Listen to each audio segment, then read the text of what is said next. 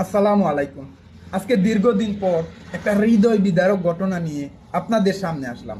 আপনারা জানেন যে গতকাল ইরানে হামলা চালিয়েছে ইসরায়েল এবং আমেরিকা, এবং সেই হামলায় শহীদ হয়েছেন ইসলামিক রিপাবলিক অফ ইরানের সর্বোচ্চ ধর্মীয় নেতা আয়াতুল্লাহ আলী খামেনি। ইন্না লিল্লাহি ওয়া ইন্না ইলাইহি রাজিউন। মৃত্যুকালে তার বয়স হয়েছিল ৮৬ বছর, এবং তিনি টানা ৩৬ বছর ধরে ইসলামী শাসন ব্যবস্থার নেতৃত্ব দিয়েছিলেন।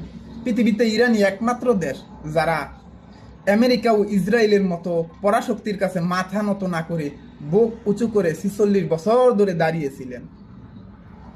এই যে পবিত্র মাহে রমজান মাসে পবিত্র দিনে জুমার দিনে তিনি জায়নিস্টদের হাতে শাহাদাত বরণ করেছেন, এটাও একটা ভাগ্যের ব্যাপার।